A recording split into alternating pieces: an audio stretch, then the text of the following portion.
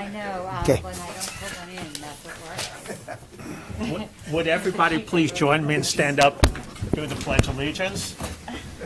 I pledge Allegiance to the flag of the United States of America and to the republic for which it stands, one nation, under God, indivisible, with liberty and justice for all.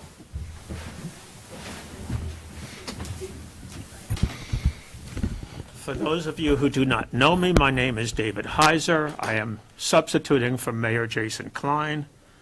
And for those of you who do know me, my name is David Heiser, and I'm substituting for Jason Klein. No matter how you have it, that's it. Sorry, we're a little bit late, but we were in executive session discussing fill-ins for our boards and commissions and some ongoing litigation. Let's see. Our very first item on our agenda is a public hearing, an opening of a public hearing to discuss glass removal during demolition. Can I get a motion to open the public hearing in a second? So moved. Is somebody keeping track of our voting? Yes. Trustee Epstein? Yes. Trustee Crum? Yes. Trustee Morlino? Yes. Deputy Mayor Heiser? I had to make sure you were talking about me, yes. Okay, so, Chris, you want to? Sure, yes. Currently, our code requires that any interior or exterior demolition of windows have to be done by hand and have to be done, it's very tedious, it would be a very tedious way for larger commercial buildings to be removing glass during demolition. And the recommendation is to modify the local law so that it gives more discretion to the building inspector for properties that are not next to, in residential areas or not have an adjacent building or structure that's impacted by the demolition of a building. And it would take months and months and months to do interior and exterior window removals if you had to do everything by hand. And that's not certainly the intent. The intent of that law, we believe, which is more for residential areas when your homes are closer to each other. So this local law would give that discretion for certain types of commercial properties and that are distance away from other properties. We've opened up the public hearing. Is there anybody in the public that would like to comment on this? Yay or nay? An unexpected voice. You just wanted to get up there and talk, didn't you? I have more time for that later. Good evening, Mr. Deputy Mayor, members of the board. David Steinmetz from the law firm of Zarin and Steinmetz here on behalf of Sunrise Senior Living, the 900 King Street contract vendee. Very briefly, I'm here just to say thank you. We know that this law was not proposed specifically with regard to our client's project, but we do know that it was an issue that we raised with the village specifically with regard to the potential project. So we believe it to be prudent for the village to create latitude and flexibility in the building department for a commercial building. I know my client, its architect, its contractor all said, were this building to be demolished with window removal by hand, it would create an unnecessarily protracted construction period. So I'm here to simply say thank you, and we hope the board will proceed with this. You're welcome. Any other comments from the public? What's the distance in your law? It's not a specific distance. The building inspector will basically require plans to show how they're going to be protecting the areas around it. So it'll be more of a plan-based removal process for the demolition. Demolition, as you know, there's a lot of regulations that go along with demolitions and making sure things are done safely. So it's really a process with the building department to make sure it's being done in a safe way. Any other comments? And it only refers to for commercial buildings. Can I get a motion to close the hearing? Second, anyone? Second. Trustee Epstein? I actually have a question, so we can discuss this before we close it. Well, we have a resolution that we will have to discuss. Yes, okay, fine. Yes. Trustee Crum? Yes. Trustee Morlino? Yes. Deputy Mayor Heiser? Yes. Chris, how about if we go right to the resolution now, which is considering adopting a proposed local law modifying Chapter 107-2, Section B of the Village Code concerning glass removal during demolition. Okay. Whereas a local law is introduced before the Board of Trustees of the Village of Rye Brook to modify the village code concerning glass removal during demolition, and whereas Board of Trustees hereby classifies the proposed law as a Type 2 action pursuant to seeker, and therefore no further environmental review is required, and whereas on April 28th, 2026, the board held a duly noticed public hearing to consider the proposed local law, at which time all persons interested were given an opportunity to be heard, and the hearing was closed. Now therefore be it resolved that the Board of Trustees hereby approves the above-mentioned local law amending the village code concerning glass removal during demolition. Board, any comments? I do have a question. Is there a sound issue during demolition, like a decibel level that can't be breached? I don't think there is. I could not answer that question. I don't think there is. The volume of shattering? Exactly. I think, commercial buildings were demoing, I think there'll be more noise than just glass. More You think noise it's from a something greater else. noise Yes, due to the yes, demo, absolutely, and absolutely. machinery?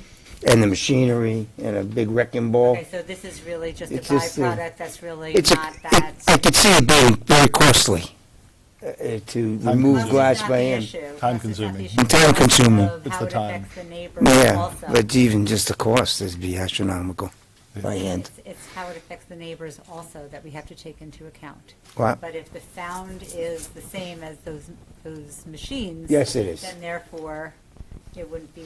Yes, it is. That much of a big deal. So that's my point. Does anybody else have any other points?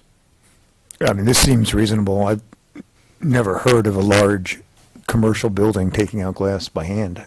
I'm not even sure it's safe. So, yeah. Interior and exterior. Right. Any other comments? Last call. Can I get a motion, a second, then on the resolution? Second? Okay, Chris, you want to read it to us? Sure. Just give me a sec to catch up. Okay, Trustee Epstein? Yes. Trustee Crom? Yes. Trustee Morlino, Yes, Deputy Mayor Heiser? Yes. Now we're going to go on to a second public hearing, which is on a proposed local law modifying Chapter 228 of the Village Code concerning senior citizens tax exemption. Can I get a motion and a second to open the public hearing? Motion. Second. Chris, do your thing. Okay, Trustee Epstein? Yes. Trustee Crom? Yes. Trustee Morlino, yes. Mayor Heiser? Yes. Sorry, Deputy Mayor Heiser. Yes. Is there anyone in If the there's a public? delay, it's because I'm writing down the motions in seconds. Okay. Is there anyone in the public who would like to speak? Ms. Schlank, please.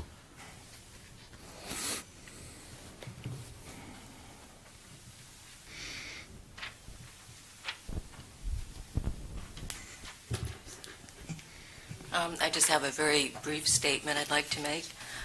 First of all, thank you so much for increasing the income levels for the senior citizens property exemption. There are a number of additional forms of tax relief that were made available by the state. They relate to portions of Social Security that are not taxed by the IRS, withdrawals from IRAs, and additional tax relief for persons with disabilities and seniors with incomes of less than $50,000. There is a May 1st deadline for making these kinds of changes, so it is too late for this year. But I hope that you will consider them as soon as possible because it takes time for the relief to be reflected on the property tax bills. I think it takes about 2 years, actually. For this year's changes, as I wrote you, I am concerned that the proposed tightening of the tax relief related to IRA distributions could potentially result in reduced or lost exemptions for some seniors. If this happens, I'm hoping there's a way to make adjustments during what I would call the appeal process in June. I don't know your reason for tightening the tax relief. I'm hoping you could explain it a little bit more during the public hearing. But regardless of whatever decision is made for this year, I would urge you to try to address the options for property tax relief as soon as they become available in the future. Rye Brook has a well-earned reputation for fairness, transparency, and financial expertise. We are relying on you to stay on the leading edge of property tax reform. That's it. Thank you very much. Welcome. Anyone else in the public wish to speak about senior tax exemptions? I would know nothing about this because I'm not old enough, but there may be someone out there. Hearing nothing, can I get a motion and a second to close the public hearing? Motion. Second.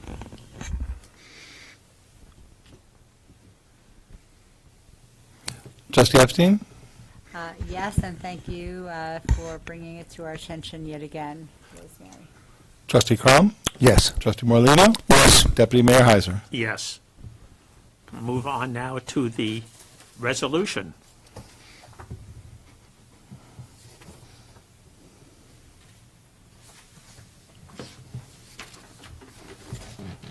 Whereas a local law is introduced by the Board of Trustees to modify the village code concerning senior citizens tax exemption, and whereas the Board of Trustees classifies this as a type 2 action, so no further environmental review is required, and whereas on April 28th, the board held a public hearing, gave the opportunity for the interested members of the public to comment and be heard, and the public hearing was closed. Now therefore be it resolved that the Board of Trustees hereby approves the above referenced local law concerning senior citizens tax exemption.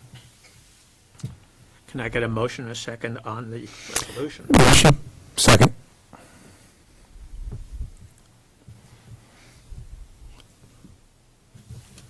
Any comments? Want to start out with Chris? I can You want to clarify give a little background? where the source of the income addition it was. That was mentioned by Ms. Schlank. It was, this local law was drafted to mirror the Blind Brook school district requirements as well. So for good or for bad, this resolution and these limits reference and mirror the exemptions and the way it's classified with the IRA issue at the Blind Brook. And it's a policy issue, but the issue there is the policy question is whether it's more of an income-based and what types of income are included. So if there's income that's below a certain level, you get certain exemptions. And the question is, should IRA income that comes in annually that you receive on a regular basis, should that be included or not? And that's the basis of the issue, and then the rest of it is really, it's a policy matter on whether or not that should be included in the local law. Okay. Any comments, further comments? Yeah. Comment. I'm, again, very happy you brought this to our attention. Last year, I was very keen on making sure that we address it this year. And, you know, we're down to the deadline, so this is what we've got. Also, you're correct. The village has been lagging. As you pointed out, last year, the county, both school districts, I guess that's it. And then we were the ones that hadn't changed our law in quite a while. So this goes a major step forward. The thing is this, that we're going to be out of step with one of the two school districts in our village, obviously. We have Blind Brook and Portchester. We've essentially chosen to mirror, as Chris was just saying, Blind Brook. Blind Brook is about 85% of the school children, or 83% if you want to be exact, last time I looked, go to the Blind Brook schools. 13% of the village children go to the Portchester schools. So if we're going to pick one of the school districts to mirror, it seems like mirroring the Blind Brook makes sense. And also, this is definitely an option that the state, as you pointed out, the state allows us to pick whether the IRA distributions are included or excluded. But in any case, I think being in lockstep is a good thing. But and overall, the main message is that we're really trying to help our seniors. You can argue that we haven't gone as far as we could, but we've gone a long way, and we're doing exactly what the school is doing. Also, as a policy issue, the Brook School District, if you're in that district, like I said, the vast majority of our residents are, about 2/3 of your tax bill is the school. We're less than 20%. So again, it seems like them following their lead on this, makes policy sense to me. So that's my feeling. So I'm supportive of the law. I think it hopefully will give more relief to more seniors. In terms of the fairness to the rest of the village residents, it's not a big imposition on the rest of the village residents. I think we were talking about like 0.3%. Yeah. Something like that. So, it's going to help a few dozen people in a big way, and the rest of us should be supportive of that, in my opinion. By your math, by the way, it appears that we have a certain percentage, albeit a small one, of truants in our village. I said, what, 83 and 17? 13. You said Oh, 13, sorry. 83 and 17, okay. I'm sorry, I didn't hear that. Pull that closer. Yeah. Can you hear me or no? I was just commenting that his math was a little bit off, Okay. that's all. So 83% and 17%. Much better. It's good to know that all our children are attending some school. Right. Although, Worried. you have the issue, For a second. you have the issue of the private school, but yeah. I wasn't sure if that was what you were doing. No, sorry. Thank you for listening. Sure. Any further comments? Chris, can we have a vote? Oh, no, Rosemary. It's up to you. You want me to call a vote? Yeah. Please. She wants to see Trustee that. Epstein? She raised her hand. Oh, I did not see. Did you want to say something?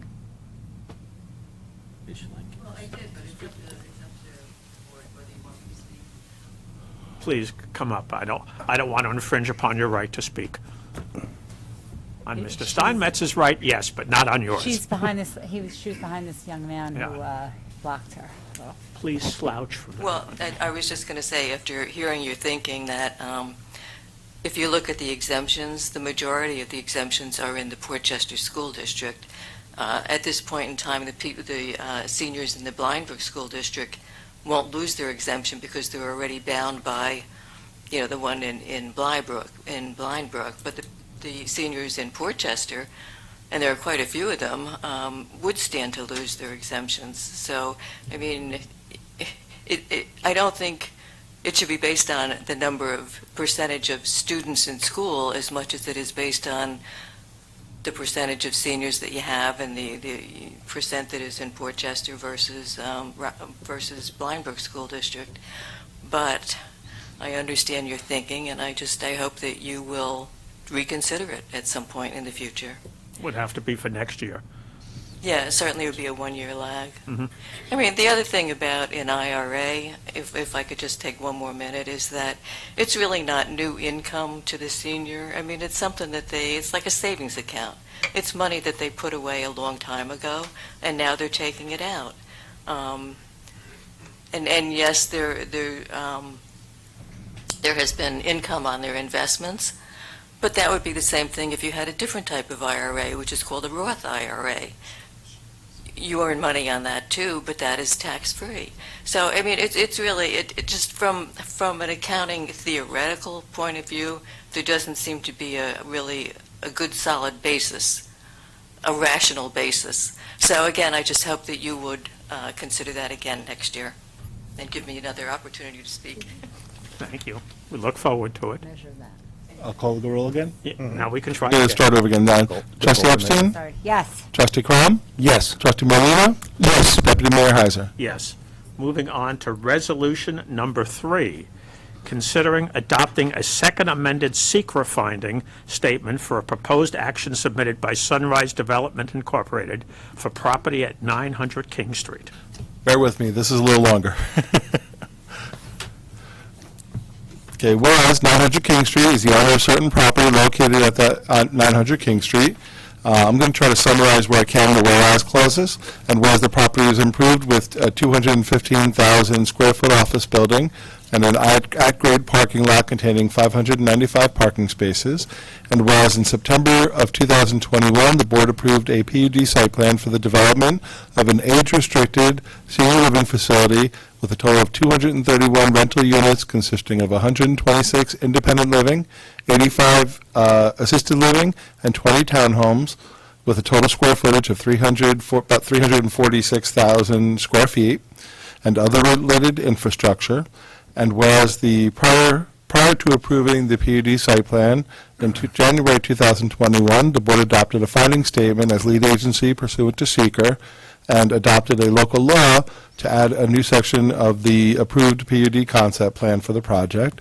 And whereas in September of '21, the planning board approved a wetland and steep slopes permit, and whereas on June of 2025, the board adopted an amended finding statement as lead agency pursuant to seeker, and on June 12, 2025, the planning board approved the amended PUD site plan, and whereas on June 26, 2025, the BOR, the Board of Architectural Review, approved the architectural plans for the amended PUD site plan, and whereas on February 27, 2026, an application was submitted to the village by Sunrise Development as contract vendee for the property, seeking further amendments to the approved amended PUD site plan, which includes the relocation of the townhouse footprints, reconfiguration of the loop road, sidewalk and walking path adjacent to the townhouses, revision of the grading plan for the townhouse area, modification of the routing for the sanitary sewer system, modification of the stormwater system to the garage to add trench drains and an oil water separated for a bypass line,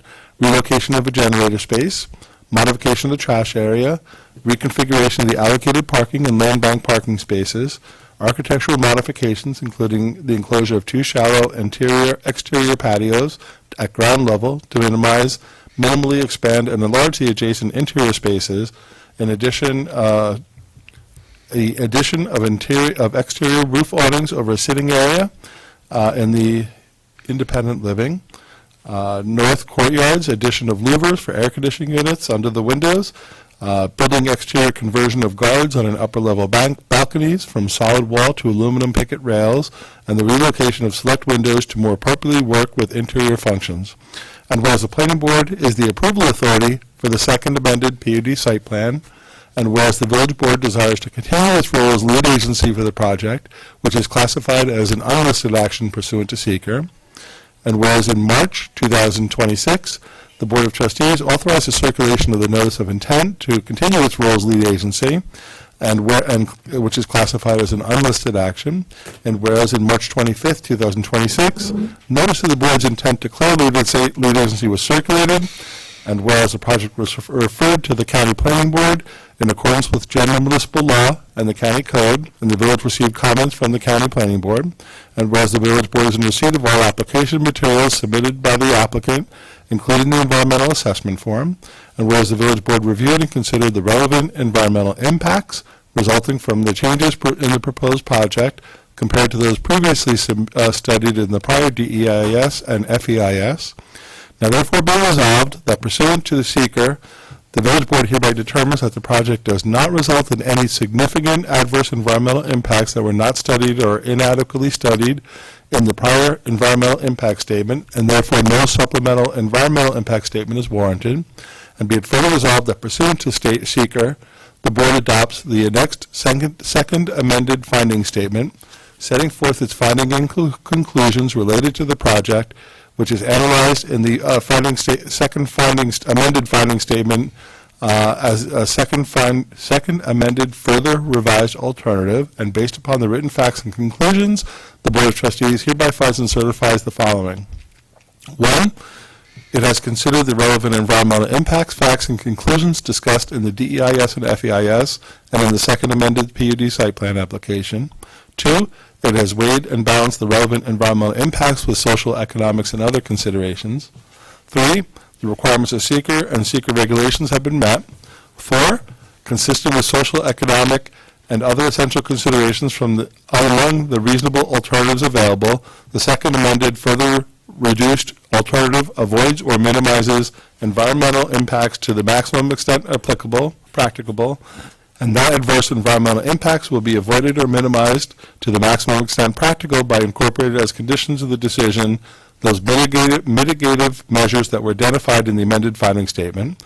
And 5, adverse environmental impacts will be avoided or minimized to the maximum extent possible by incorporating as conditions of any second amended PUD site plan approval within the project site those relevant mitigation measures identified in the prior DEIS, FEIS, and this amended statement of findings. And be it further resolved, the village staff or consultants and council are directed to file, circulate, and publish the second amended finding statement in accordance with state law.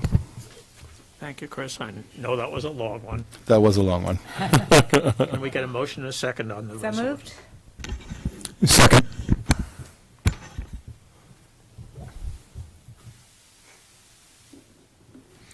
Now, I suspect, without knowing, that there may be somebody out there who wishes to speak on this resolution. If you do, please raise your hand.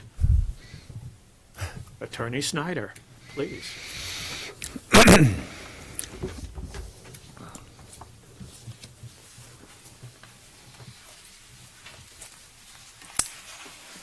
Good evening, Honorable Deputy Mayor.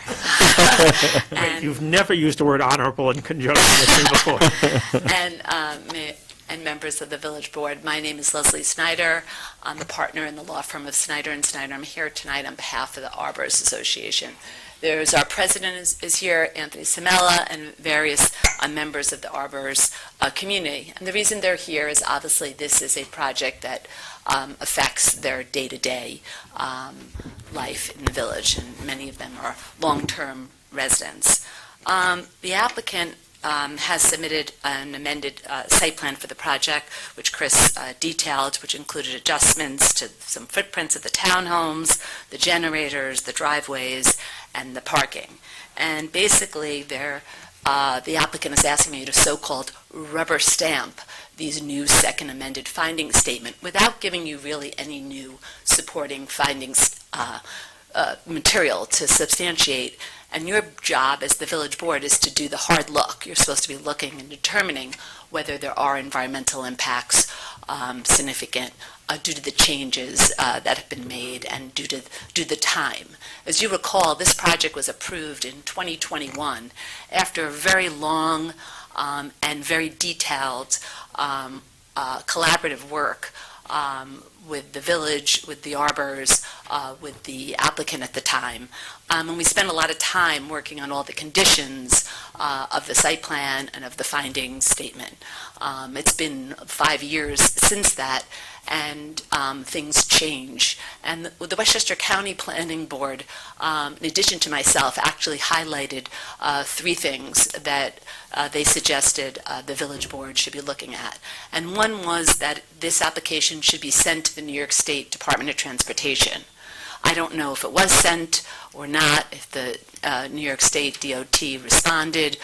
Generally, when applicants do make changes, and it's been some time, they try to supply some kind of traffic report just to show that the traffic hasn't really changed in the last 5 years to accommodate the project. If I may just interrupt Sure. for a second. Are you positing the theory that as a result of these changes, there is going to be some change in the traffic patterns?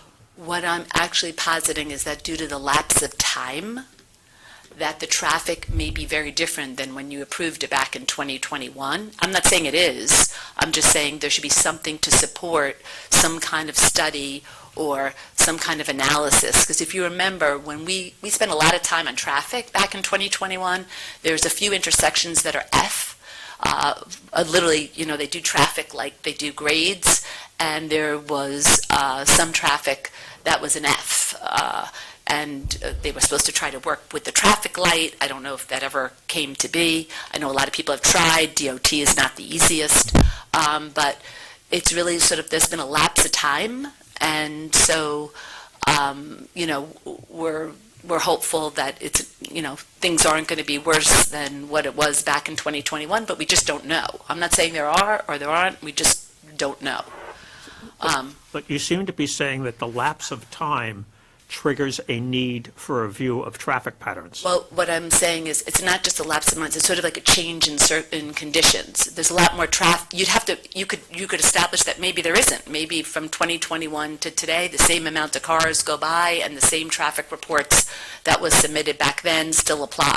But I think you need to at least do the analysis and at least have DOT look at it and see if there's anything that needs to be done. I'm not saying there is or there isn't, and, we are hopeful that we can work with the new applicant. Unfortunately, there hasn't really been any engagement, so we don't know, we haven't done the studies ourselves. We don't know what the traffic situation. I think it is a duty from the village board, in order to do the hard look, is to have some kind of substantiated report. Has traffic changed? Is the report the same? Because it's been a long, there is a change. It's been a long period of time. I think the second thing is, I saw they're moving the generators. Fortunately, they're not moving it closer to the arbors. I did look at the site plan. It was a little hard to see because of distances, but I saw there was a plan that showed it wasn't really near the arbors. I think the only thing with the generators is it's now in the wetland buffer, so they're going to be taking away your vegetated buffer. So a wetland sits, and to protect the wetland, I don't know how much you guys know about wetlands, but the wetland sits, and then to protect a wetland, you have a buffer where there's typically vegetation to protect it. That vegetation is going to be stirred up with the generators, so I don't know if that's been examined. And I think the county remarked that as well, just so that could be addressed. And the last, which is really the biggest point for the arbors, is, again, because they're going to have to share Arbor Drive, is we need to work out an agreement, and we still have not been approached to do that directly, where there's protections for the arbors, because they are going to be using portions of our road to put a crosswalk. I think still those details, I don't think those have been solidified. I know in your original approval, it does say prior to getting a building permit, they'll get the consent. I just state for the record that I would ask that be done. We don't want to hold up their building permit. That's not our intent. We want to be able to work it out now. We were hopeful that would have occurred a while ago when this new developer took over, but that hasn't occurred. And so we're just bringing it to your attention that we're very concerned about Arbor Drive, and we're hopeful that the protections you put into the resolution, and if there's anything that can be highlighted, that really before they even demolish it, that we should have that worked out, even before a building permit, because we don't want to be holding up their building permit. That's not our intent. So we thank you for your time, and are happy to answer any questions that you have. Does anyone have any questions of Ms. Snyder? Would anybody else like to speak? Attorney Steinmetz. I take it you will have a contrary opinion. We agree on a lot of things. And David Steinmetz from the law firm of Zarin and Steinmetz, again, on behalf of Sunrise. And I was hoping I didn't have to speak, and I was hoping you would entertain the resolution and proceed, but Leslie has spoken, and I appreciate her comments, and we did receive the letter she submitted today and had a chance to review it, and appreciate the opportunity to respond and at least make sure that the record is clear. Let me take a step back. A little offended by the notion that we asked anybody in the village to rubber stamp anything. Particularly because I think Chris knows, we have been extremely cooperative and responsive to all of the requests that Sunrise has received. Admittedly, our architect, when these fairly minor changes were presented to your building department, thought that the building department would treat this, as many departments do throughout the county, as almost field changes that did not warrant going through a process, not warrant amended approval in front of the Board of Trustees, amended approval in front of the Planning Board, return and review by the Architectural Review Board, in addition to going through the secret process. To your credit, and to the credit of your village staff, you all felt that this really needed to be done the way it had been done originally, as Leslie indicated, and the way we did it a year ago when we came back with the original, more significant amendments. So we have gone through, not a rubber stamp, but we have gone through submissions, extensive architectural submissions, engineering drawings, full presentation to your planning board, extensive, almost 2-hour presentation to your Board of Architectural Review. So for anyone to contend otherwise, it's simply just not accurate, and maybe had not been followed by some. But we went through everything, we submitted it, and I'm extremely pleased that your own planner had a chance to review all of those materials, and I don't think you have a memo in the file from Sarah and her firm that are questioning traffic or grading, or visual, or noise. Having said that, I want to respond to all of those, just so you're clear. In terms of DOT, there was communication with the New York State DOT back and forth. DOT was surprised because they did not realize initially that there had been no change in unit count. They thought that there was some kind of amendment that maybe triggered a change in unit count, and to the Deputy Mayor's question, might have had some vehicular modifications connected to it. There are none. In addition, for those of you who were following a year ago when we came before you, this exact same issue came up.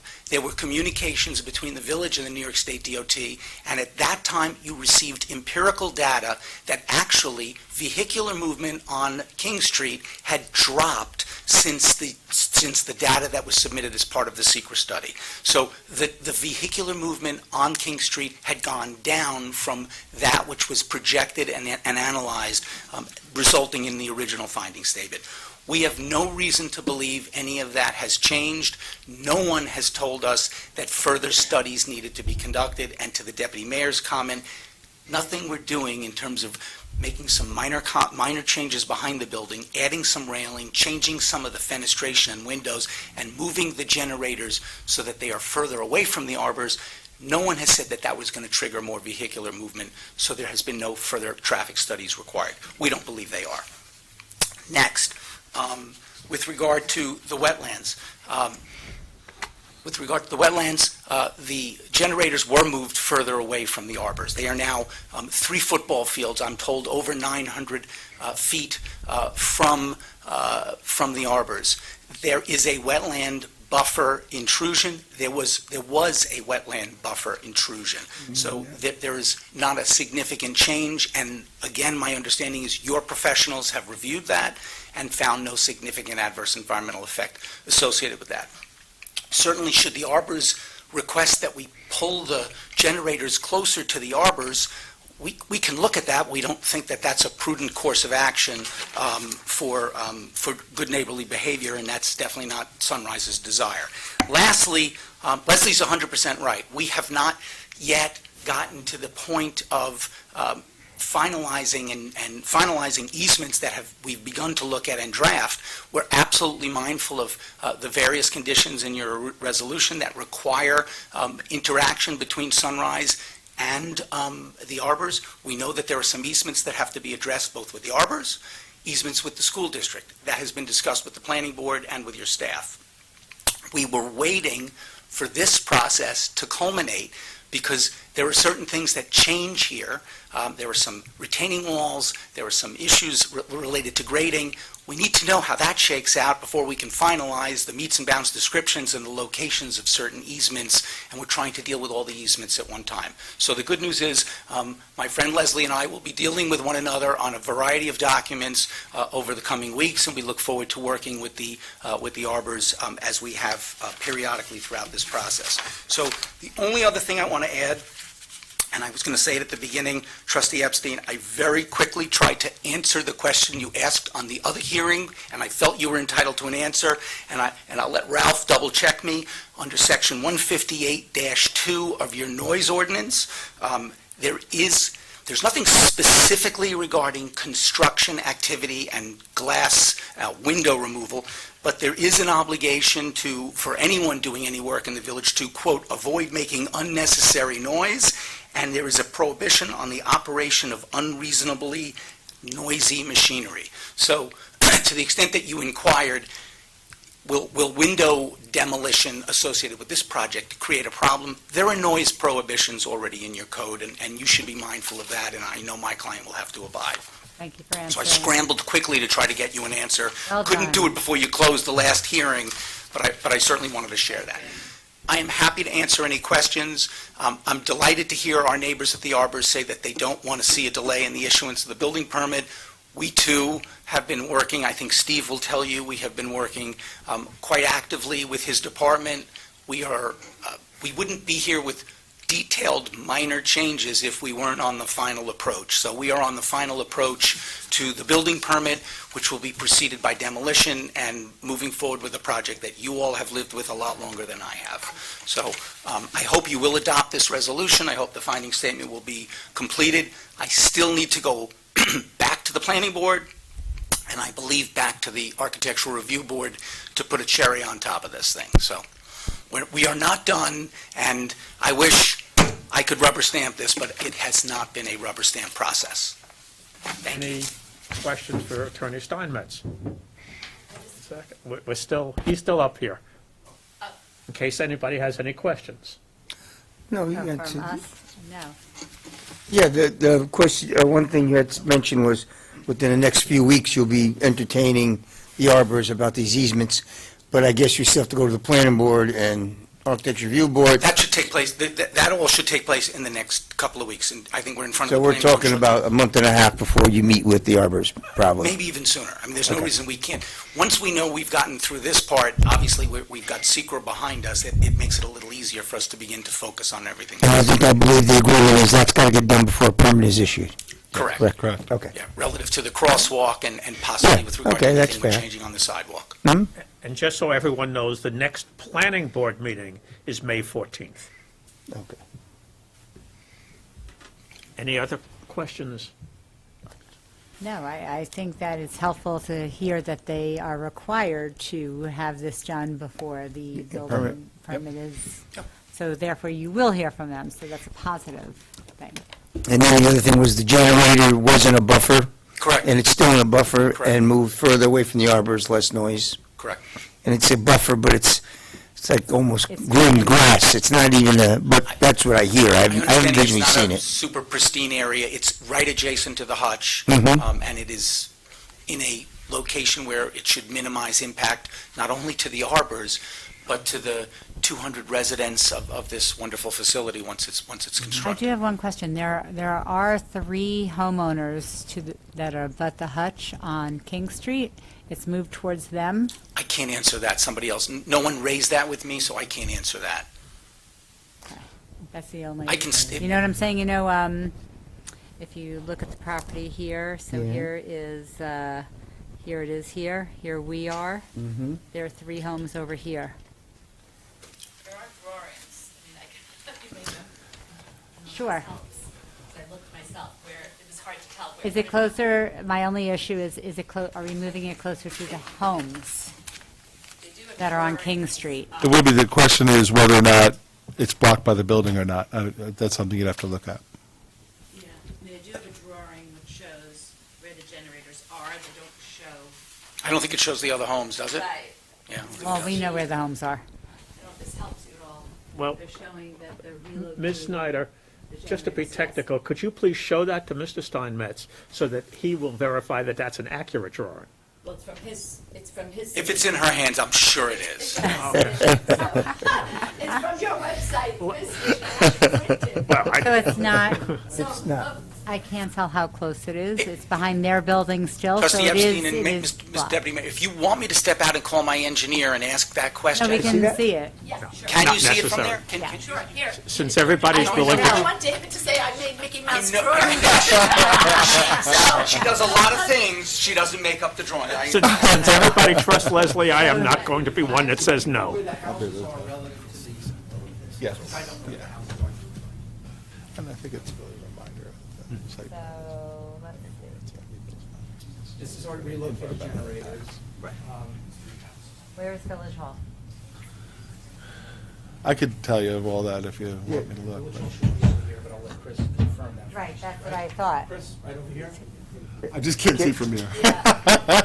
Having 2 attorneys examining a map, really, it can't get more useless. It's a blown up, so I, Actually, I have to, no trust, but they're dealing this for a living. Village Hall is here. Village Hall is here. Village Hall so is the here. 3 houses that are on Where King is it being Street, relocated? The generator's being relocated. and where was it Here, yeah. before? And where was it? It was, Yeah, so there is properties here. where was the generator before? Over here somewhere? I don't know where they are. Over here, probably. It's hard to tell, they don't distances. The short answer is yes, it is closer than it was in the original site plan.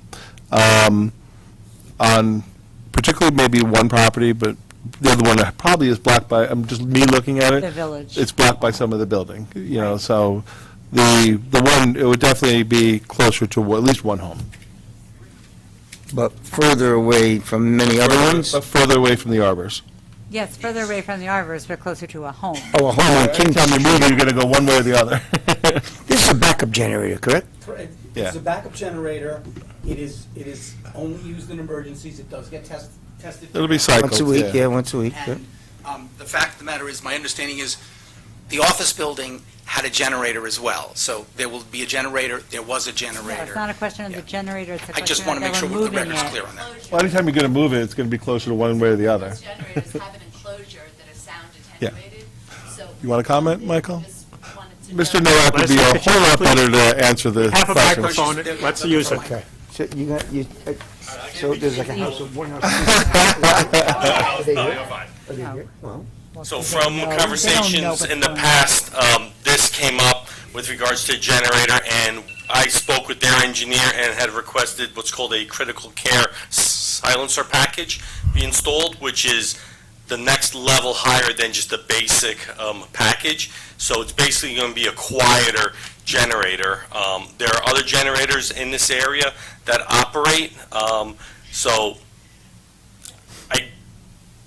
I'm not a sound engineer, but it should not be that detrimental based on the distance from where this is going to be to here. You're still talking about a few hundred feet. I mean, you're probably And talking Mr. about, Nowak, could you just give typically, how are they run on a maintenance schedule? So on a standard maintenance routine, these generators operate once a week at half load or half speed. The new generators operate at low speed, so they're operating much quieter, and they operate for approximately half an hour, okay, to an hour, depending on the manufacturer. These are pretty large units, so I would imagine they're going to run a little bit longer. Then they have a cool down period. That's set to once a week.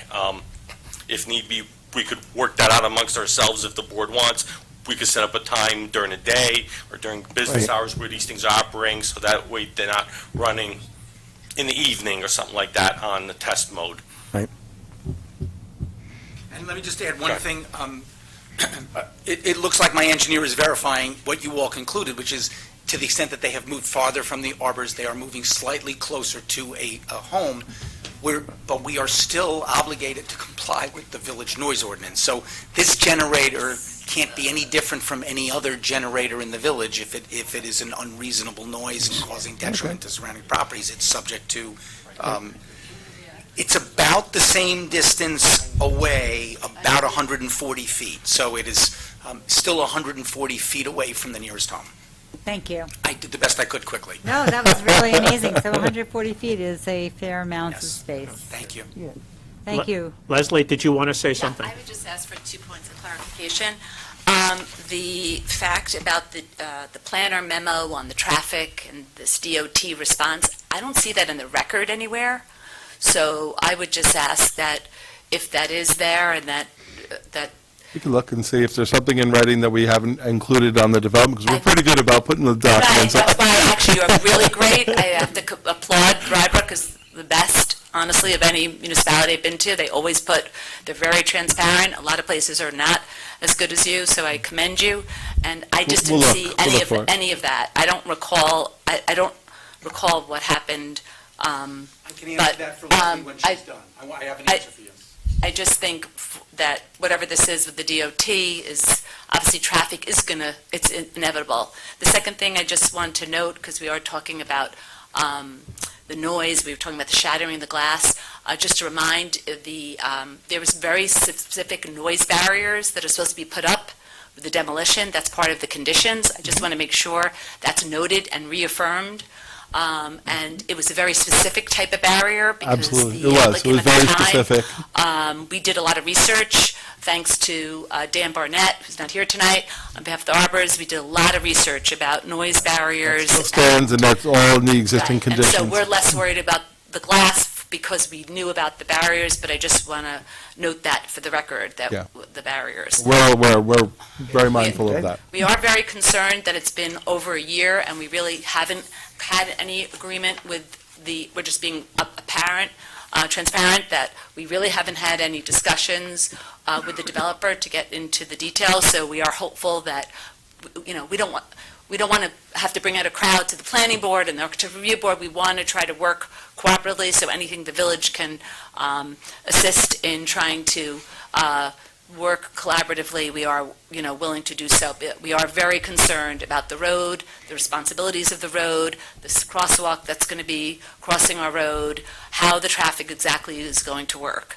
Because, there was not great traffic conditions prior to this developer taking it over. There is places on King Street that had an intersection of F, which is, you're never supposed to have an F, which I think is from the hutch coming off in King Street during, rush hour and things like that. Right. So I'm sure the developer doesn't want that as well, so I'm hopeful that, but I'd like to see what DOT is responding. I'd like to see if there's any mitigation, DOT, maybe they can do something with the traffic light, or, there's a lot of different things that they can come up with now, and I'm a little concerned that this gets passed along and that gets lost.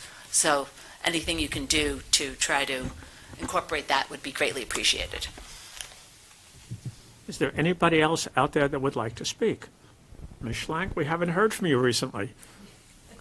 Try again.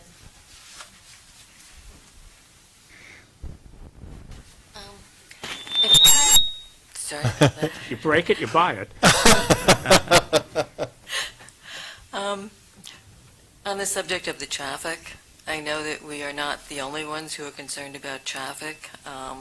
There was intermunicipal, if I'm saying it right, task force on the airport master plan, and they were very concerned about traffic, and I believe that this board passed a resolution saying that there should be a traffic study, and that was last September, and it may well be underway now, or could even be finished. I was wondering, could we get some information about that, if anybody is familiar with it, or can we get an update on what's happening there? On the airport? On the airport, there were a lot of concerns. No, I know what you're referring to. You mean an update on what? Whether or not They've done the traffic No. study. No. There were a lot of concerns. It was mentioned that some people perceive that there's been a decrease in traffic on King Street, and that was a concern, because what's happening is people going to the airport were taking shortcuts through dark private roads, and it really wasn't safe, and they wanted to get the traffic back onto King Street. So if they're making progress with that traffic study, that would be a big help, I think, for all of us.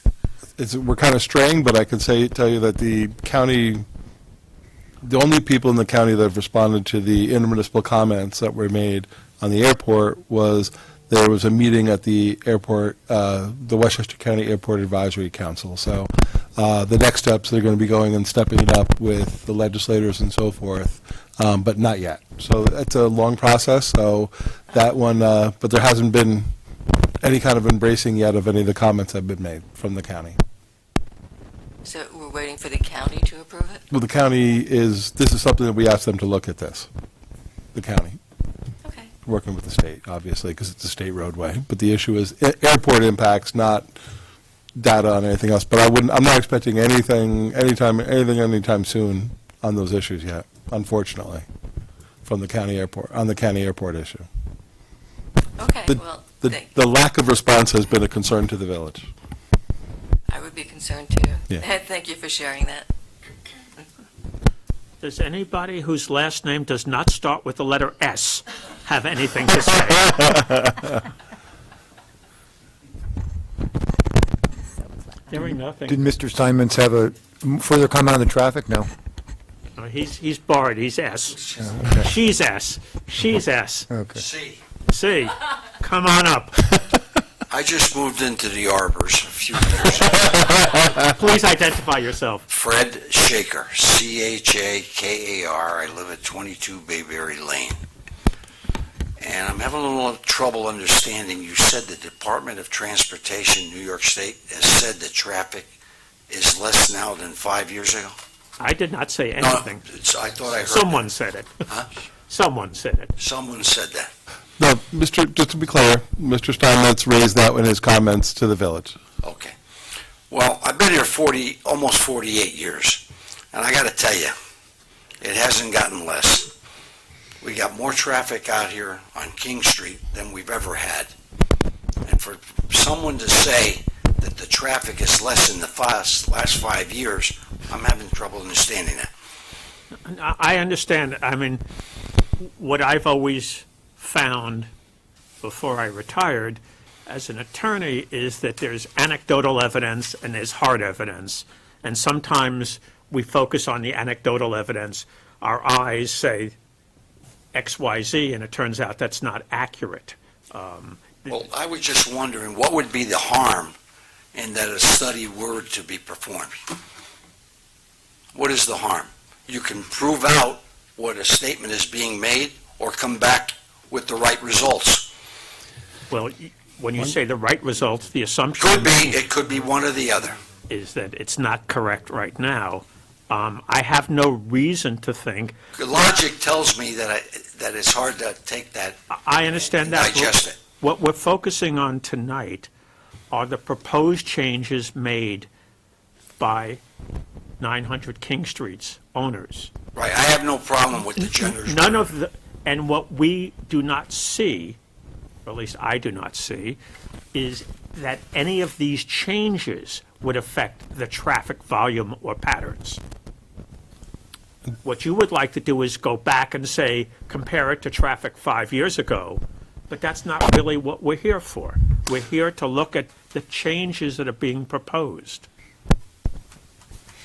Deputy Mayor Heiser, can I just make a suggestion? I just want to make a suggestion that maybe it would be helpful, because I think it is helpful for the audience to know and the public to know what is before the board, because there's there's an application, and certain items are before the village board and certain items are before the planning board right now. So I think maybe if council kind of goes through that with you, that might help everyone understand what's in front and what the reviews are by each board on this particular change. Okay, go right to it. Sure. So, as a reminder to the Board of Trustees, the issue before the Board of Trustees tonight is approval of the second amended finding statement in accordance with SECRA. You're looking at environmental impacts based on the proposed changes to the project. The issue as to the site plan itself and approval of any amended site plan is before the Planning Board, not before the Board of Trustees. Tonight, you're focusing on environmental impacts and analyzing the project in that regard.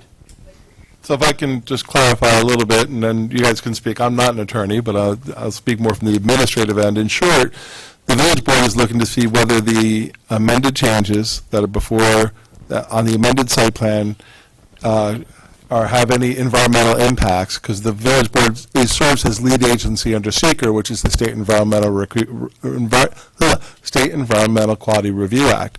So the board has to determine as lead agency, do the amended changes, not the site plan overall, because that's already been reviewed, but do the amended changes that are currently before the board, do they have any impacts on the environmental requirements under SECRA? The planning board has to then is also reviewing whether those amended changes, they're the ones that have the approval authority to determine, to give approval or not approval or modify the site plan application that's before them. So they're reviewing the amendments, because they're considered minor amendments, to the overall site plan. So that's before the planning board. What's before the village board is just the environmental impacts of the changes that are proposed in that site plan application. What I could also add for the board is, I know my office, along with the village's consultants and the village staff, in reviewing the project changes, it was our determination that there was no change in traffic volume resulting from those project changes. In addition, we would note that under SECRA, there's no requirement to update environmental studies based on the passage of time. Any other comments? Ms. Snyder, you seem to be ready. You know where you have to go, Leslie. I disagree with the analysis, but again, I mean, it's, the arborist is not here to stop the project, or, that's been, we sort of worked things out back in 2021. I think that the one thing that secret says is if there's a change in circumstances. So yes, if you have that memo from DOT that says traffic hasn't changed in 5 years or whatever, because you're reaffirming, the way these finding statements are written, is you're reaffirming those findings. So really, as long as you have a memo and there's some report that DOT says this, it's not going to change any of however the traffic was determined back in 2021, I don't think we have any objection. I don't think you have that there, but And I'm not saying we do or don't, but Mr. Chairman says that, Right. so I said, I don't if he know does, then we would add the it to it. evidence in your files, but I think that is the test. And I would just like to remind everyone, as I said before, the next planning board meeting is May 14th, Thursday. That won't help the planning board, that won't help for the traffic, because your job is it's kind of a little bit bifurcated under this scenario. The last time, in 2021, you were doing the approval of the project, how it was laid out and everything, and basically also approval of the finding statements. Now you're doing the finding statement, which is the environmental aspect. The issue as to whether everything That's correct. everything, the mitigation measures, everything always continues to stand up and work in the context. And I'm not saying it's not going. I don't know. There's nothing to substantiate it, in my opinion. So that's the difference. When we go to the planning board, they're just there to look at the planning changes. No, I understand. Yeah.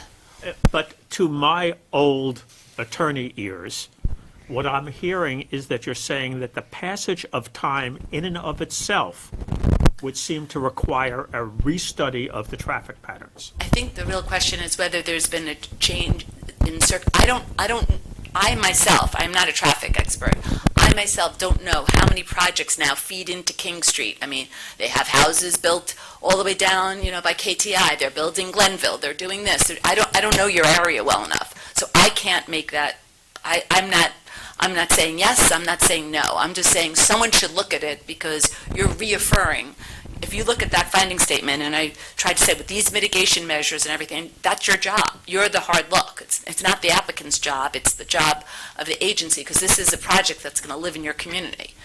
And these people from the arbors are going to have to live with it really every day if they're, I'm not saying there is a traffic problem, but they're going to have to live alongside each other, hopefully in a very beneficial way. I'm hopeful for that. We just haven't seen any sign of it in the last, year. We're hopeful that that will come. And I think Mr. Steinmetz had said it will, so I'm hopeful that will work out. Because I think that is a very important thing, that these parties are able to collaborate, because there is a lot of sharing here. There's there's one road in for the arbors. There's, only one way in, one way out. There's a lot of, people using it now, and there is no office building use, so there's going to be a lot of changes. So that's all, that we just want to make sure that there is documentation to support that. Well, whether or not there is a different question. Ms. Snyder is, if you don't mind, what she is saying is that the passage of time, may or may not trigger for the board a need to look at the traffic, and if there's been any traffic changes that could impact it. And what council has said is, the recommendation from council, and looking at this with our consultants and our staff, is that the changes that are being proposed do not trigger the need for additional traffic study based on those changes, and secondly, that the passage of time does not trigger the need for a traffic study either. I think that's correct. Correct. So the question there, so Ms. Snyder's arguing something different, but council is saying that, at least the case law that I saw, was that the passage of time doesn't trigger that. I apologize in advance. I really don't want to belabor this, but there's been so much that you've allowed to happen that I feel the record has to be made clear. Some of them are attributions to me, so I want to address a few different things. I'm going to do it in reverse order here. I agree with Ralph, and so much so, I anticipated this might come up. I was hoping we weren't going to be discussing stale data. Almost 40 years ago to the day, the New York State Court of Appeals, in a case that most land use lawyers are extremely familiar with, Jackson versus New York State Urban Development, said, as Ralph just told us, quote, The mere passage of time rarely warrants an order to update the information to be considered by an agency. The EIS process necessarily ages data. A requirement of constant updating followed by a further review and comment periods would render the administrative process perpetual and subvert its legitimate objectives. This case is we all know this case when we do this type of stuff, and we know that this case gets cited for you can't just keep asking for more data and more data. Having said that, on Leslie's comments about the F intersections, which she has said more than once tonight, if folks thought that the data in your original finding statement was invalid, improper, that you did not adequately mitigate the impacts associated with this project, there was a statute of limitations to challenge that. That passed 5-6 years ago. So we're past that as well. Next, with regard to the notion of what I said earlier, I want to be clear. I mentioned to you that a year ago, the information exchange between my client's engineer and Sarah and the building department was that traffic a year ago empirically had gone down based upon the information that was contained in your record. I was not referring to something current. I don't have current studies. I don't want anybody to think that Sunrise went out and took updated traffic data. There is no updated traffic data of which I am aware. I do know that this very topic came up and we discussed it with, I believe, with your board, certainly with the planning board a year ago. So I don't want any misattribution to me. I was referring to something a year ago. With regard to today, Leslie's right. The planning board, the Westchester County Planning Board said the village should forward a copy of the updated application to DOT. You did. What did DOT do?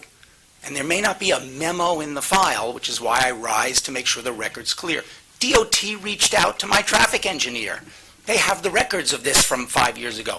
We're curious to know whether or not there is an increase in the number of units. No, Mark Petraro from JMC, our traffic engineer, responded to Andrelius from Region 3 DOT. No, there's no change in the unit count. DOT required no further analysis and study. We're done with DOT. We're here. Sarah knows all of this. Steve knows all of this. I assume some of this has been copied to Chris. Nobody's been trying to pull the wool over anybody here. We've gone through a public process to do a couple of modest, minor changes. There's no basis for us to be having this traffic discussion. It took place years ago. The empirical data is in the record. And lastly, in terms of addressing the issues with the arbors, we will get to that. Once we close out SECRET, we're ready to get to that. So to the extent that we're trying to avoid delay, we're ready to do it. And we hope we get that chance to do so. I am happy to answer questions, but I don't want my name and my statements misattributed or misstated. And Mr. Deputy Mayor, I know you didn't want to protract this matter, but I had no choice but to respond. You're an attorney. I expected nothing less. Thank you. Appreciate that. I have nothing further. I think you have a motion and a second on the findings, and I hope you will proceed.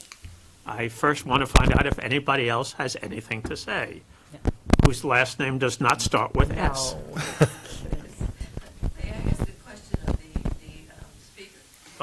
Of Attorney Steinmetz? They should always ask the board. Please. If they let you, No, you have to come up and use the microphone. She should address the board, too. Yes. I would have asked for that. There are people watching that want to hear it on tape, so Yes. that's why we ask you to come up to the podium. Okay, well, just looking at this practically, not as you folks know the legal aspects of it, but just speaking as an accountant, if I may, how long does it really take to do a traffic study? Is this going to delay anything? Are we talking about a week, a month? I mean, how long does it take? And is the obstacle really one of cost? Is it one of, does the applicant have to pay for the traffic study? Is that the real issue? Because if it Has is... nothing to do, from the village's end of it, doesn't have anything to do with the cost, has to do with whether or not it should be required. And the standpoint from the village is that it doesn't need, given the facts that are in the paper, it's not needed in this case. But we all want to work together, and we have what seems like a minor issue here about a traffic study. So if the obstacle is the course, is the cost of the traffic study? Is there another approach? Can we do a complete streets study, or whatever they call it? There's federal and state funding, federal and local funding. I mean, I don't know. Isn't there a way to get a traffic study done quickly and at low cost? Right, what is the Yeah, purpose you of s- it? you see, that's what's confusing to me, which is, tell me what the best outcome is from your standpoint of this traffic study. More traffic on King Street? Mitigation. We're going to do mitigation. What could they do? Thank you. So I less really units? hadn't thought about what I wanted to see. I just wanted to So know the less- What actual would the result. mitigation be? So you're saying less units? Yeah. So then there would be, We're not saying less units. It's like you could, Leslie, please, you know the rules. DOT can work with this, this whole thing with the signalization has become very big thing now. And so there's a lot of things with signalization. It's difficult to work with DOT. So I understand the applicants, obviously they're under, I'm sure, time, and time is money, and I appreciate that. So, and I think as long as, your planner has it in the record, then, I think, we would just ask that that be made part of the record. Because the only thing that we would get out of it, we're not looking to reduce the units or really change the project at all. It would just be what kind of mitigation. It would be any additional mitigation would be needed. A speed bump, I'm certainly not the traffic expert, but there's a lot more things that are going on in traffic these days. But you'd be talking about something on King Street itself, not on Arbor Drive. I don't know how it works, because I don't know. I don't know what would be necessary. I'm assuming that's, you're correct, but I don't know. I don't know how difficult DOT is with you dealing with traffic light. Yeah, they generally are very difficult, and they don't Don't want like to do it. change. They don't like change. So that's what I'm saying. A lot of times it's like with the signalization and things like that, which, obviously that's not, DOT is very difficult. It's not really fair for the applicant to be slowed down for that. So, all I would ask is that whatever, and I'm not saying Mr. Steinmetz, I'm sure what he's saying is absolutely accurate, is that it just be made part of the record so we know it was done and it was reviewed. It is part of it. Anything else? Yeah. Of course. Yeah, no, it's just, look, I'm not kidding, I really didn't want to do this. No, I understand. I really- believe you. This isn't fun, because I don't want to in any way be disrespectful to the Arbors, to my friend and colleague Leslie, but it's like, you guys, I'll keep allowing it to happen, so I'm going to respond. I have a client who has an approved project in this village. They are allowed to build that project. You, as lead agency under the New York State Environmental Quality Review Act, already analyzed it. I am here on a couple of minor amendments. We've been taken a bit astray in this discussion, but I want to make it totally clear, because Leslie said one other thing that I intended to respond to on my last motion or opportunity to speak to you, and I didn't. She said, well, what else has come online in the ensuing several years? It's a great question. SECRA says we mitigate our project in accordance with your approvals. You gave us approvals in 2021. Anything that this village approved subsequent to 2021 under New York State law, turn to Ralph, that project was obligated to mitigate layered on top of my client's project. So I mean no disrespect to the village, to King Street, to the Arbors, but if you guys have problems on King Street, that's not Sunrise's issue, because you've already adjudicated what Sunrise has to do to mitigate its project. So you're allowing yourselves to be taken into this discussion tonight. It's the wrong discussion for this application, with all due respect, as a matter of New York State law. We want to build our project. You told us what to build. You told us how to mitigate it. I'm here with a couple of doors and windows and making the entrance a little better and bending the loop road. Come on. It's time to close out the secret process and move forward. Let me deal with the Arbors on the easements, but this is not the appropriate discussion. I would comment one thing, if Mr. Heiser, Trustee Heiser, you're okay with that? I am All right. perfectly fine with It that. is, you must also recall, with all due respect, and I'm not the attorney making the argument, I think your argument is correct, the legal argument, That said, the village board is responsible as lead agency to make sure that these changes don't have any environmental impact. Clearly. And to say otherwise, I think, would be disingenuous. It's not accurate. The board needs to be comfortable that if they're going to act on it tonight, that there is no environmental impact. No question. I don't believe there is with the traffic, because we don't have a right to do that. I don't think the changes do. We've given that recommendation, but to say that the board you're saying it's gone astray. Only to the What I'm extent saying we're is, talking but about what I'm saying is, we need to be comfortable that these changes do not have an environmental impact. Totally agree with So that. if they're not comfortable, then you should be asking those questions. So having this discussion and listening to both Leslie Snyder and yourself is perfectly appropriate. Totally appreciate that, and don't mean to disagree with you on that specific point. I have not heard one thing that ties any of the changes to a traffic impact. Hence, the discussion about traffic and the length of time that we've talked about mitigating impacts on King Street. The windows and the loop are not changing traffic impacts on King Street. That was my point, and Understood. I apologize if my last comment was vague on that. I didn't mean that to be. And I understand your consternation, but from my perspective, given the importance of this project, I would rather have everybody have an opportunity to speak, even if I don't believe it's necessarily relevant. Better to have everybody air it out, and then we can vote. We certainly have. Um, Oh, I thought I you were heard raising enough. your hand. Does anybody Well else put. have anything they wish to say? We were this close. No, I will say to the arborist people that I'm glad that there's agreement that there's going to be, subsequent to the various processes involved, there's going to be a good discussion between the attorneys to work out, which is obviously a very important issue, on how the road maintenance and logistics on the shared road is handled, and easements, et cetera. So, and that evidently was part of the original 2021. It's remains, we've been assured, this board's been assured, and I know the other boards will be assured, that that's still a condition, that hasn't changed. That seemed to be your biggest point from taking that right. And I will say that we do take our roles very seriously. I was not on the planning board in 2021. One of my colleagues here on the board, this board was at the time. I was on the planning board for 3 years, from 22 to 25, and so I definitely read the file very thoroughly. I'm definitely very aware of all the issues you've gotten, and very supportive of the arborists. But likewise, also we're also interested in doing well by our new neighbors. You know, the senior Sunrise Senior Living. And I take all your points, and I'm not one to generally agree with the developer's attorney, but in this case,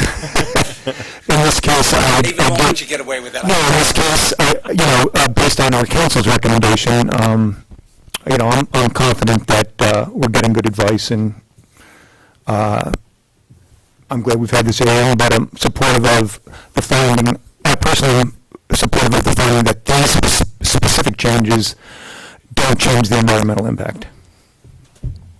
If there are no other comments, Chris, can we get a vote on the resolution? Yes. We already have a motion and a second, so now it's trustee Epstein? Yes. Trustee Crum? Yes.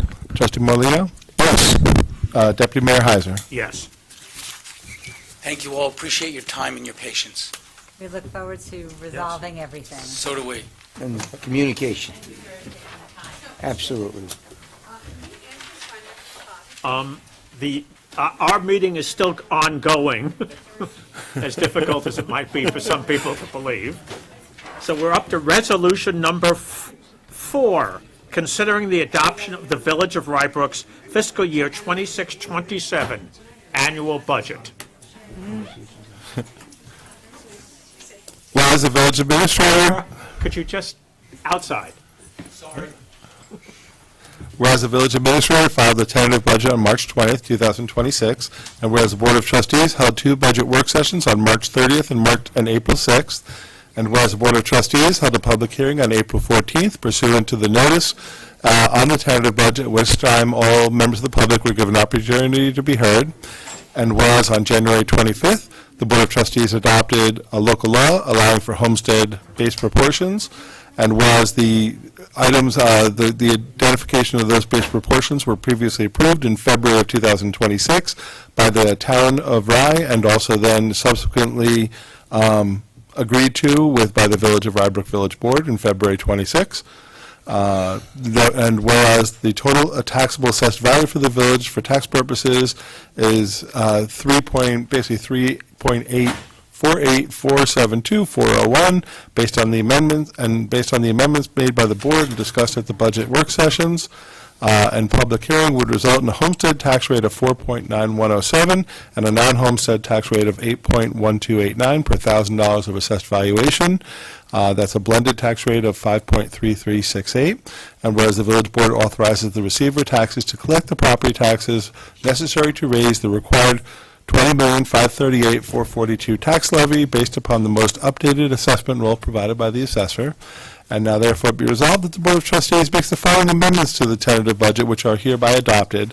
And there's a listing of the various increases in revenue, or changes in revenues and changes in expenditures, changes in capital financing, listing of capital projects. There's some amendments that were divided into different types of capital projects, but with almost the same amount, and changes to the license and fee schedule that are listed in the resolution. And be it further resolved, the tentative budget is herein set forth and amended by the Board of Trustees is adopted as the annual budget for the Village of Rye Brook for the fiscal year beginning June 1st, 2026. And be it further resolved that the capital projects identified in the 26-27 adopted budget are hereby established and funded for the total amount of $2,024,550. Be it further resolved that the amounts listed therein for payment of principal and interest on indebtedness and that maintenance account charges identified in the budget be paid, and that all salaries, wages, benefits, and other terms and conditions of employment for all employees, including those not represented by a bargaining unit, shall be paid such salaries and benefits as has been determined by the Board of Trustees. And be it further resolved that the village board does hereby authorize the tax levy for the sum of $20,538,442 for general, capital, and special maintenance account funds, which based upon the town of Rye assessment roll for the Village of Rye Brook applying the approved homestead-based proportions to determine tax rates would result in a homestead tax rate of 4.9107 and a non-homestead rate of 8.1289 per $1,000 of assessed valuation. Can I get a motion, a second on the resolution? Second. Any questions, comments? Just like to say thank you for all your help, the village employees who hard work on this budget. Thank you.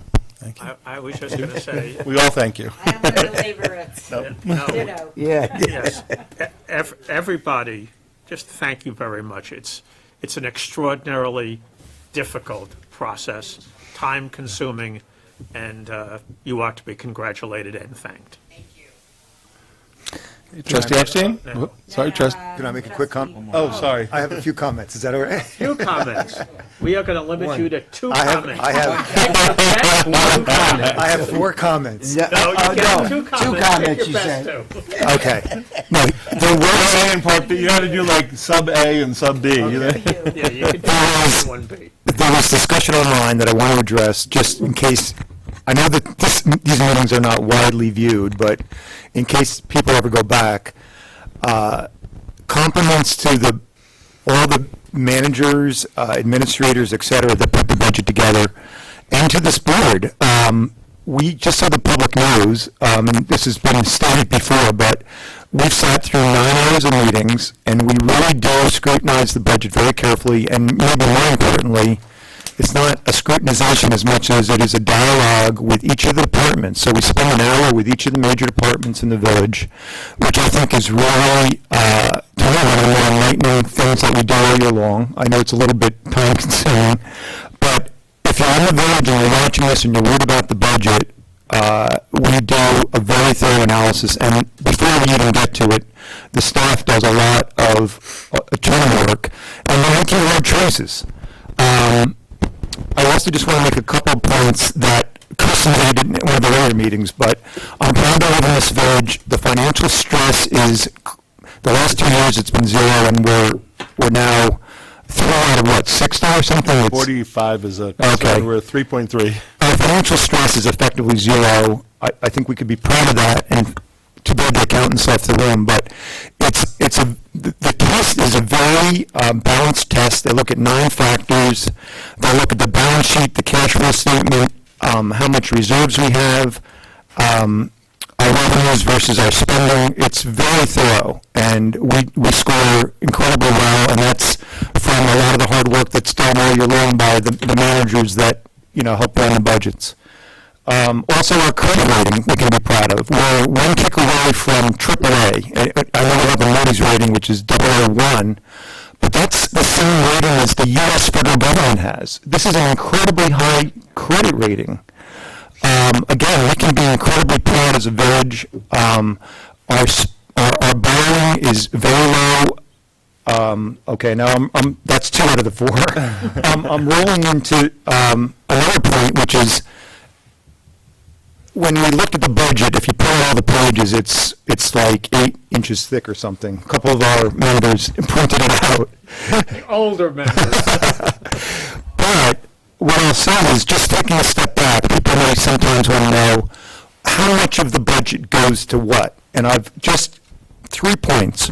48% of the budget goes to police, fire, building safety inspections, and EMS. 48%, effectively half of the budget. When you roll in all the benefits, what I'm doing is taking the benefits number, if you're following at home to earlier presentations, one of the things that's always bothered me is the way almost every village in Westchester County budgets, so this is not unique to us, but we break out a lot of the benefits into its own category. And what I've done is, looking at the audited financial report, put those benefits back in. And so when you do that, 48% is on safety. So as residents out there, you can be sure that of the money we're spending, a lot of it's, almost half of it's going to that. 19%, almost 20%, is going to all things road.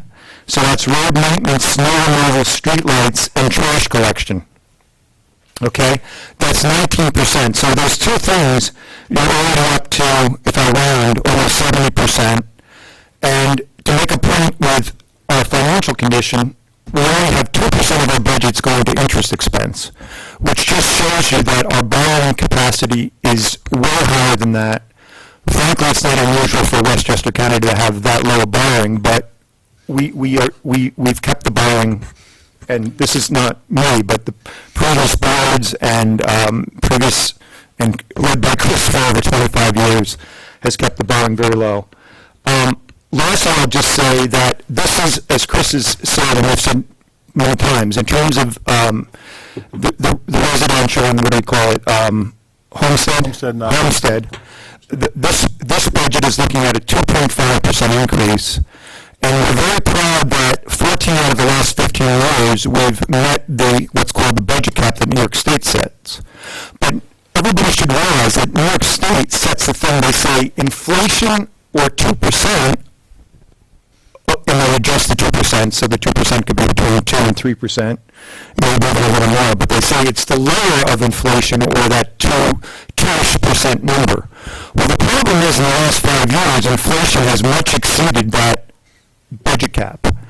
So the budgets in the last 5 years are getting tighter and tighter and tighter.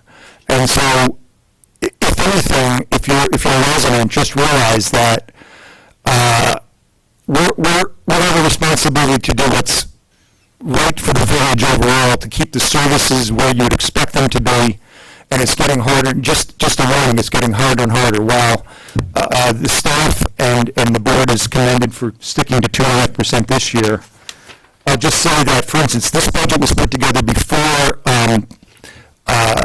fuel skyrocketed. And we're looking at, when we look at the fire trucks, the police vehicles, EMS, trash trucks, all those budgets are very driven by the fuel costs. It's already going to be tight. So I don't want to get ahead of ourselves, but I'm just saying that we have a responsibility to keep all the services going, smoothly, as well as, saving. And rest assured, everybody is trying to save as much money as possible, but inflation, as well as from our personal budgets, it's just getting harder and harder to keep things to 2.5%. perhaps with the increase in fuel prices, we shouldn't refer to skyrocketing. Okay. The other thing I'd like to point out, and it was sort of an inadvertent compliment from Attorney Leslie Snyder, is that we are among the most transparent of all the municipalities that she deals with. So if anybody feels as if, gee, why didn't we know about this and why didn't we know about that, look on our website, rybrook.gov, and you will get the information you seek. That's all I Yep. have to say. So that's, and most of this has been said before, but this is just my summary of it all. I appreciate all the comments. I think Okay. it's all on point. Thank you. Right. Well put. Chris, we can do a vote now. Okay. Trustee Epstein? Yes. Trustee thank you. Crum? Yes. Trustee Morlino, Yes. Deputy Mayor Heiser? Yes. We are up to resolution number 5, considering the authorization of funds for the 2026 Memorial Day and Veterans Day ceremonies to be paid to the American Legion. Whereas the American Legion will host the 2026 Memorial Day ceremony on May 25th, 2026, and whereas the Village of Rye Brook Village Board would like to assist the American Legion with this event, now therefore be resolved that the Village Board will pay $1,500 to the American Legion for its 2026 Memorial Day ceremony and for any potential 2026 Veterans Day ceremony. Can I get a motion and a second, please? Motion. Second. Any comments, thoughts? Trustee Crum, you must have a comment. Sounds good. The whole thing sounds great. Chris, I think we can vote. Okay, Trustee Epstein? Yes. Trustee Crum? Yes. Trustee Morlino, Yes. Deputy Mayor Heiser? Yes. Resolution number 6, considering the authorization of the renewal of a Westchester County Department of Health Food Service permit application to operate a food service establishment at the Anthony J. Pasillipo Community Center. Whereas the Westchester County Department of Health Sanitary Code requires that a food service permit be obtained by the Department of Health to operate a food service establishment, and whereas the Anthony J. Pasillipo Community Center serves and operates a food service establishment and would like to renew their application for such permit in order to comply with all the rules and regulations of the County Department of Health, now therefore be resolved that the Board of Trustees hereby authorizes the Senior Citizen Coordinator to apply for renewal of the food service permit for the 8th Anthony J. Pasillipo Community Center and to execute and deliver to the Westchester County Department of Health for and on behalf of the village a renewal application for a permit to operate a food service establishment and to execute and deliver any and all documents which may be appropriate or desirable in connection therewith. Can I get a motion and a second, please? Second. Thank you. Any comments or thoughts? Hearing nothing, Chris, let's vote. Okay, Trustee Epstein? Yes. Trustee Crum? Yes. Trustee Morlino, Yes. Deputy Mayor Heiser? Yes. Resolution number 7, considering contract number 26-08, Village Hall building repairs. Whereas the Village of Rye Brook solicited bids for contract 26-08 Village Hall building repairs, and whereas the bid for this contract was advertised in the Journal News as the official newspaper on April 10th and was also made available in the Empire State Purchasing Group bid system, and whereas at 11 a.m. on Friday, April 24th, all bids were received, were opened as summarized below, and there was a total of 4 bidders that were received: SNP Consultants, Silver Lane Construction, McPhee Solutions, and Best Restoration Services. Now therefore be resolved that following the review of the bids by the Village Administrator and Superintendent of Public Works, the Board of Trustees determined that the lowest responsible bidder meeting the requirements of the contract documents is SNP Consultants of Riverdale, New Jersey, and hereby awards this contract for a total estimated cost of $24,950, plus an add alternate amount of $3,600 for an additional brick facade replacement to SNP Consultants. And be it further resolved, the Mayor and Administrator are authorized to execute and deliver all documents necessary and appropriate to accomplish the purpose of this resolution. Can I get a motion and a second, please? So moved. Second. You already know what I'm going to say. Yeah, I looked at it and I thought of you. Yeah. We said that actually at the bid opening. We were laughing about that. We said, oh boy. It's amazing. This is some spread, and we're going to hear that one. There's only a 6-fold difference. And I always say this, I just wonder whether these prospective bidders are looking at the same document. Michael, what do you think about the quality of the, how do we're talking big difference in numbers here. I guess you gotta keep an eye on the lowest bidder when they're doing the work, right? It's kind of like, who are hiring? I mean, they have all the credentials, they have all the insurance, they have all the documents, it's just kind of, Good evening. yeah. Price doesn't necessarily equal quality. Right, By New York State law, we're required to purchase through lowest responsible bidder. bidder, responsible. Unless, correct, well, responsible can be defined a number of ways. We do Yeah, our that's due right. diligence, we do our interviews, having licenses, having Westchester County licensing, New York State licensing, all means qualified. Paying prevailing wage means qualified. So there's a number of things that we go through. Like any other contractor, you always got to watch them. You always got to watch who's doing what, who's using what material and products. The only way to not use lowest responsible bidder is to do a RFP, which is a request for proposal, which has other grading matrices that you have to utilize in place to grade these contractors. So, if you want to give me more money to do it, no problem, let's go. But, we fiscally have to go typically by lowest responsible bidder because it's sometimes hard to justify paying $150,000 for something that could be $35,000. No, I You know. know, It's so, you assume you're getting better, you assume you're getting a better job. Sometimes what we're seeing is that vendors are coming from Long Island, many times. Their prevailing wage rates are much higher. Vendors are union contractors. Their benefit packages are almost double what prevailing wage rates are. So you start taking that into account, that's where you're starting to see some of these numbers are skyrocketing. I believe in our bid, I think 2 contractors were from Long Island, I believe. They were. yes. Yeah. So, and you can see their numbers are Mhm. much higher. And that's something that you see. New York City prices are much higher than suburban areas. So I think it's a demographic mix, it's a location mix, and it comes down to prevailing wage and unions. And you do have to do your due diligence, as Right. Mr. Nowak said. You check references, you make sure they don't have any, they're not in any list, that you're not allowed to do work. So you have to make sure that it's accurate. But, and just to clarify, you said, Mr. Nowak said how they're union or non-union. That's not a village issue. That's the village's requirement is that they pay prevailing wage. So we can't decide whether or not we select union or non-union. Our standard is, as a government, prevailing wage. Correct. So you must pay prevailing wage is what New York State says. For example, a stucco contractor must pay, let's say, $100 per hour for a Okay. worker.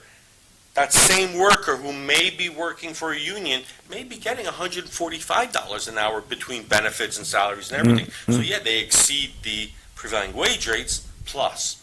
So that's all factored into the prices of these jobs. And We do not specify union. you don't get proof that they're paying that, you got, you do? We have to absolutely get proof. So as of January 1st, New York State Department of Labor rolled out a new website. All contractors in New York State who do municipal work must upload their certified payrolls online, digitally.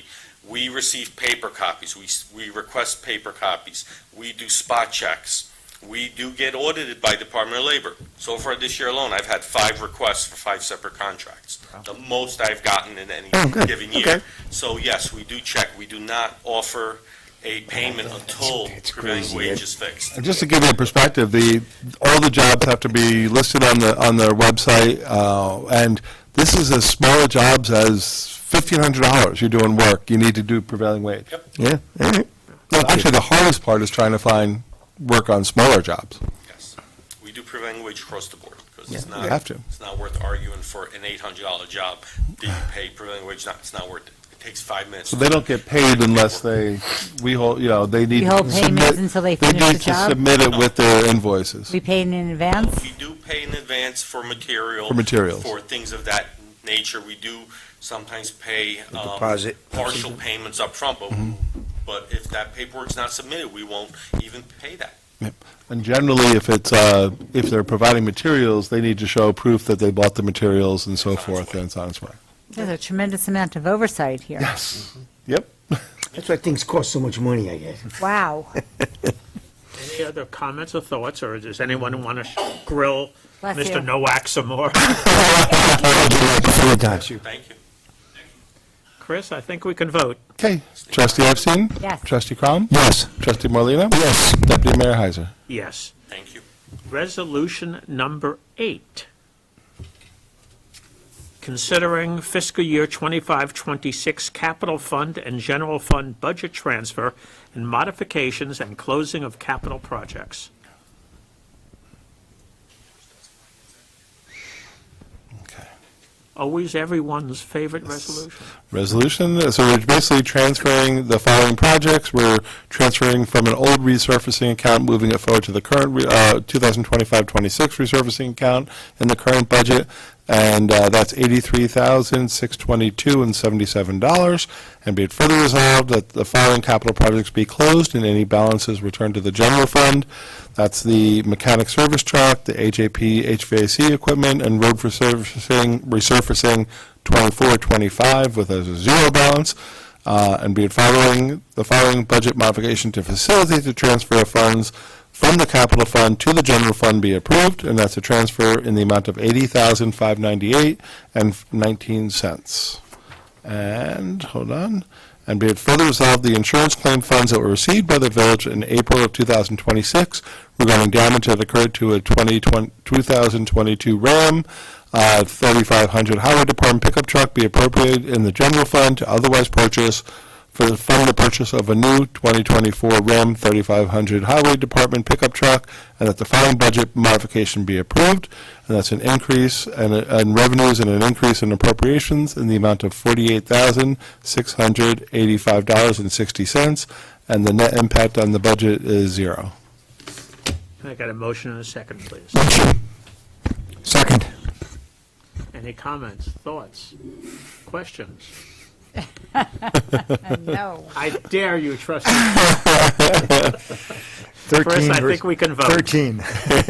Trustee Epstein? Yes. Trustee Crom? Yes. Trustee Morlino? Yes. Deputy Mayor Heiser? Yes. There's Resolution- nothing on 9. Resolution number 9. No, 9 is Right Council, which we weren't sure if there was going to be any appointments, so that's going to be no action on that tonight. Okay. And then we do have an add-on resolution. Okay. Do we have to do the vice chair, or no? That's up to you guys if you want to just propose that. Yes, I think we should. Yeah. Can I do a resolution whereas we have a new chair of the airport, what's it called, the Rye Advisory Council, Rockport Airport Advisory Council. A new chair, Jerry Donnelly, has stepped up to be chair, and he's already, we've already had a meeting, he's doing a fabulous job. We've had a very, very long-term chairman that we would like to appoint as vice chair for this year, Peter Schlachtis, who's been the chair for certainly over a decade, and I think more, maybe longer, but it would be, we feel good, the committee, or Jerry and I anyway, feel it would be good to have a vice chair this year to help transfer some of all that institutional knowledge to help Jerry in the new chair position. So we have to approve that, I think, if we I'll want just to. say, now therefore be it resolved that Peter Schlachtis shall be appointed as vice chair of the Airport Advisory Council for the current fiscal year, the current official year. Thank you. Can I get a motion and a second? Second. Any comments? Yes, so thank you, Peter, very much for all the hard work. You did a tremendous job as chairman. And thank you, Mr. Donnelly, for agreeing to be. Stepping up. Correct, on both fronts. Yes. Yes, thank you for adding that excellent, I agree. I second the motion to thank both of them. Trustee Epstein? Yes. Trustee Crom? Yes. Trustee Morlino? Yes. Deputy Mayor Heiser? Yes. Administrators report. Just, we do have, I'm not sure if you updated, but there was an additional resolution that we're asking the board to consider tonight, which is something that we already wrote and had reviewed, but it needs to be approved at a board meeting, which is if you update your agenda from today, if you haven't had a chance, it's basically considering authorization of an operation and maintenance plan and agreement for the NRC Recovery Buyout Program. So whereas the Village of Rye Brook has participated in the Recovery Buyout Project through the U.S. Department of Agriculture, Natural Resource Conservation Service Emergency Watershed Protection Project, that's a mouthful, which resulted in the purchase of 8 properties which will be owned and maintained by the Village of Rye Brook, and whereas the project required the preparation and approval of an operation and maintenance plan and agreement for these properties, may therefore be resolved that the Board of Trustees hereby approves the operation and maintenance plan and agreement for the project funded by the National NRCS Recovery Buyout Program, subject to any modifications by the Council, and be it further resolved the Mayor and Administrator are authorized to sign any such related documents as necessary to accomplish the purposes of this resolution. I got a motion and a second on that. So moved. Second. Any comments? I can just clarify. So the requirements in this operations plan is basically the requirements of the program. So we really don't have much of a choice. So Right. basically it says we have to continue to maintain their vacant parcels. So we have to maintain, once they're removed, we have to continue to maintain it. We have to continue to provide an inspection report on those properties. That were, right, Yeah, so it's not really much of a choice on Yeah, this one. right. But they do require that it be approved, that this plan be approved at a public meeting. okay. Can we get a vote then, Chris? Sure. Trustee Epstein? Yes. Trustee Crom? Yes. Trustee Morlino? Yes. Deputy Mayor Heiser? Yes. And now we can go to administrator's report. I actually only have one comment, which is I just want to say for the public about the Con Ed discussions. You know, we're continuing to get updates from our special counsel, and we had a really productive meeting with Con Edison and all the municipalities just a month ago, a few weeks ago actually at this point. So now they had to go over, they're required under the settlement to go over all their capital funding and where the funds are being spent and comparing it between Westchester and New York City. And we're pleased to say that now they're proposing for this year's report is that they're providing $310 million staying in Westchester, which last year was only 4% represented 4% of their costs. Now it's going up to 9%, so it's basically representative of the amount of Westchester customers. We have 9-10% in Westchester. So that's all electric work, so they've raised their capital to be representative of the Westchester residents. So that's a significant improvement over last year and significant improvement for Westchester County residents. They also went through all those projects. They went through other information that we can receive. And also 23% of the Con Ed natural gas customers are located in Westchester, and 1/3 of their budget is dedicated to Westchester projects. So we do have more gas systems in Westchester than New York City, but the majority, more than is what is represented, is staying in Westchester County. So that's just some examples. They also talked about how we can do some things on double polls and trying to get more. They're trying to get us more active, trying to give us more access to be able to address the double poll issue that goes throughout the county. That's always a major issue for people. They also talked about a presentation on streetlights and data centers. So it was a really good dialogue, a lot more information that was provided. You know, we're getting more information, which we can then make improvements in the community as a result of some of the access that they're providing and information they're providing to us as well. So that's all I have for tonight. Does anybody have anything else to say? In that Job case- well done. Well, I think we should, by acclamation, wish Mayor Klein that he feels better. Yes. Our next 2 meetings will be on May 12th and May 26th. And thank you, everybody, for putting up with me. Have a good evening. Thank you. Thank you. Thank you. Job well done. That's what I meant. Great job, David.